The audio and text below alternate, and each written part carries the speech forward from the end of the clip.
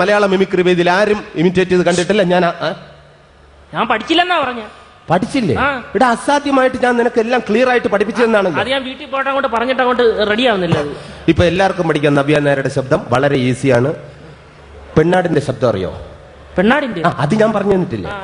പെണ്ണാടിന്റെ ശബ്ദം ആണാടിന്റെ ശബ്ദം എടുത്തേ. ആദ്യം പെണ്ണാടിന്റെ ശബ്ദം എടുത്തേ. പെണ്ണാടിന്റെ മതി. ഇനി ആണാടിന്റെ എടുത്തേ.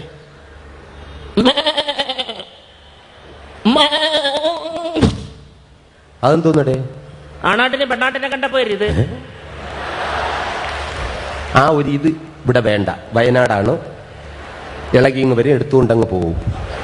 അപ്പൊ അത് ഇവിടെ വേണ്ട. കണ്ട എടുത്തോണ്ട് പോകുമെന്ന് പറഞ്ഞപ്പോ എന്തൊരു ഉത്സാഹം. ഇത് കണ്ടല്ലേ? ഇതൊന്നും അല്ല, ഇത് സാമ്പിളാണ് മോനെ. നെഞ്ചി കയറിയിരുന്ന പൊങ്കാലയിടും. അപ്പൊ നീ ക്ലിയർ ആയിട്ട് ചെയ്യ്. ഇപ്പൊ ആണാടും അല്ല പെണ്ണാടും അല്ല. ഇതിന്റെ ഇടയ്ക്കുള്ള ഒരാടിന്റെ ശബ്ദം എടുത്തേ. ആണുമല്ല പെണ്ണും അല്ല. അപ്പൊ ആണാട്ടിന്റെ പെണ്ണാട്ടിന്റെ മറ്റത് വേണ്ട. എടാ അതിന്റെ ഇടയ്ക്കുള്ള ശബ്ദം മതി. ഇടയ്ക്കുള്ള ഇപ്പൊ നവ്യ നേരാവും. പെണ്ണാട് ഇടയ്ക്ക് കുറച്ചുകൂടി. ഇപ്പൊ കുറച്ച് തോൽ ഇങ്ങനെ കെട്ടിത്തൂക്കിയിടും. എത്തി പിടിക്കാനായിട്ട് ശ്രമിക്കും. തരത്തില്ല. കുറച്ചുകൂടി. ഇനി കുറച്ച് സെന്റി വാരി വെതറ്.